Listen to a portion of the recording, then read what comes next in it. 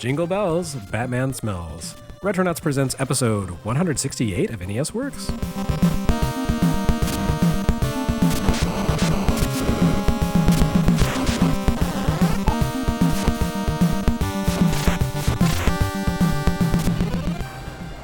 How's this for a sequence break? By patron request of Brian Larson, who says, "Merry Christmas, Lisa. We're jumping more than 100 episodes ahead to look at Sunsoft's Batman."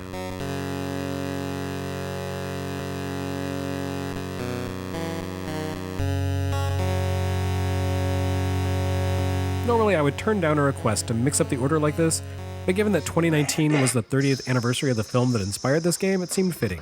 And also, hey, it's Christmas. We've already explored the portable companion to this NES title back in Game Boy Works episode 45. Although the two appear to share some development talent in common, they really have very little to do with one another aside from starring a weird billionaire with a penchant for combat and costumes. Batman the Movie for Game Boy was a rare game designed to fit within the limitations of that platform, regardless of the aesthetic compromises it required. Batman and his foes were tiny little blips on the screen, similar to the way everything looked in Super Mario Land. The primitive visuals allowed players more room to maneuver on screen, which led to moderately more complex level designs than you often saw in Game Boy platformers.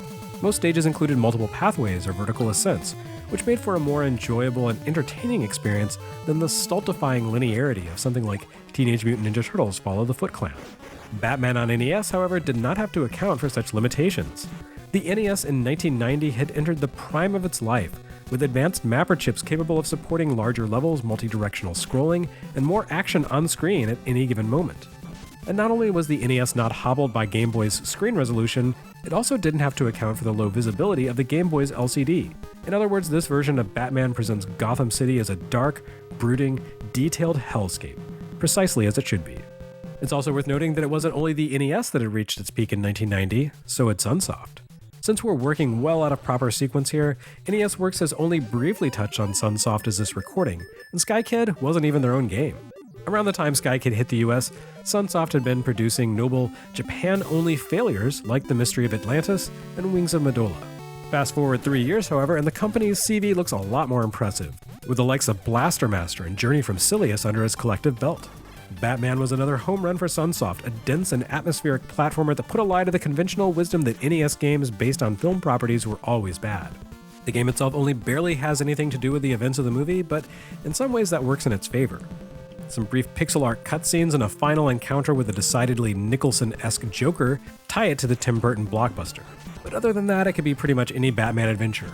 Certainly the version of the hero depicted here is a lot more athletic than Michael Keaton's rendition. Whereas the rubber bat costume from the movie consisted primarily of a single rubberized torso that made it impossible for Keaton to even turn his head or bend forward, this Batman is a nimble and even acrobatic fellow. He ditches the bat gadgets seen in the film like grappling winches and such in favor of jumping around like Ryu Hayabusa from Ninja Gaiden. In fact, he even has a wall jump, though it should be noted that it does not work like the Ninja Gaiden jump. Instead, it's more like Hiryu's triangle jump from the NES Strider. The biggest difference being that this game is far more responsive and better programmed than Strider, so using walls as springboard feels fluid and intuitive, rather than punishingly inconsistent. Batman has a wonderfully springy yet weighty feel here, and he controls quite unlike any other video game character I can think of. It takes a little getting used to the brief wind-up delay on his jumps, the brief frames of recovery from a leap, but it always feels deliberate rather than as if the controls are lagging. These reactive moments factor heavily into Batman's wall jumps too. When you make contact with a wall, Batman briefly presses into it as a visual cue to mark your opportunity to kick off in a reverse jump. With a bit of practice, you can easily perform multiple consecutive wall jumps up shafts and conduits, opening up alternate pathways and granting curious players access to hidden secrets. You'll find this as early as the second section of Stage 1, where you can take the long, slow way up a series of platforms guarded by soldiers with flamethrowers, or you can just zip straight up a gap between two girders and avoid conflict altogether. Speaking of conflict, one thing this rendition of Batman does have in common with the Keaton character is that he doesn't seem to have any compunctions about killing, and also with killing with guns. While the movies tend to be pretty heedless of this particular character trait, it's always been a big deal in the Batman comics, to the point that Batman using a gun to save the entire universe by killing Darkseid was probably the biggest narrative shock for the franchise over the past decade. Here though, Batman takes a pretty loose approach to gunning down his foes. By default, your basic weapon is a pair of meaty bat fists that can pummel enemies until they disintegrate into a burst of flame. But you can also pick up weapon icons from fallen foes that provide ammo for 3 different alternate forms of attack, each accessed by cycling through your weapon's loadout with the select button. You have all 3 weapons from the start, and they share a common ammo pool, so there's no need to fuss with inventory. Just tap select and go. There are batarangs, which are weak but can potentially strike enemies twice since they double back to you after flying for a short distance. You can also make use of throwing dirks, which burn through ammo 3 times as fast as batarangs, but that's because they split apart and fire off in 3 directions, working a bit like a spread gun. And finally, you can equip what appears to be a Luger pistol that fires off missiles, rocket-propelled bullets. Maybe they're meant to be darts, but in any case, the fact remains that this is Batman killing dudes with the cowardly weapon that took his parents' life. And frankly, it's only fair. This game is crazy hard, as was the way of NES games. I can absolutely understand why Batman would disregard his code of ethics as he battles through the Joker's inexplicable army of Contra-looking soldiers, enormous hopping mutants, and military-grade robotic drones. Even though this game controls well and offers great precision, its levels have been designed in a way that makes completing them a profound challenge. Each stage is long and difficult, crammed with dangerously placed enemies and all kinds of passive hazards. There's real density to the design here that demands economy of movement. You need to learn to control Batman's leaps and wall jumps with great precision in order to avoid smashing headfirst into some kind of deadly trap or an attack by an enemy stationed just out of reach of your weapons. Batman on NES consists of only 5 stages, which mostly line up with sequences from the film, though by no means is this an accurate depiction of Burton's Gotham. The Art Deco elements vanish pretty quickly in favor of the grimy technology favored by many Japanese NES graphic artists. It's a very anime-influenced game, not in the stereotypical big eyes and speed lines sense. Rather, the fluid animation and the stylish appearance of the environments and the drone enemies demonstrates the same meticulous love of mechanical design seen in works like Akira and Patlabor. Batman himself, however, brings this game into the prototype game mold. He's a realistically proportioned character who can't leap several times his own height, instead being rather more grounded than the likes of Mario. The game does a good job of building up and layering its challenges. The first stage, the streets of Gotham City, initially consists of long straightaways before growing a bit more vertical in nature. It's not until stage 2, the Acme chemical plant, that you begin to deal with some of the more aggressively difficult design choices that define Batman for NES.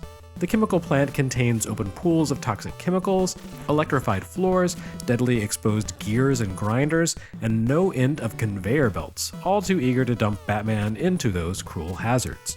The sewer stage that follows would actually be something of a respite by comparison, at least its rivers of green liquid aren't poisonous to the touch, but its more relaxed layouts are populated by massive mutants who love to crowd Batman and make it difficult to move away from their enormous bodies, which of course damage the hero on contact while suffering no ill effects themselves. This is a video game after all. The final full stage, which appears to be the Joker's high-tech hideout rather than the art gallery the introductory cutscene teases, contains the game's most daunting jumping challenges while throwing pretty much everything that you've encountered to that point at the player. The final stage, a fairly brief ascent up the Gotham Cathedral, is more or less Ninja Gaiden meets Castlevania, with lots of really tight jumps around deadly gears. It's fairly manageable until you get to the Belfry and have to beat 2 bosses in succession. Aside from the Joker though, none of the game's bosses really have much of anything to do with the movie. The first one you face is Killer Moth, who is basically a forgotten nothing of a comic book villain at the time of the game's release.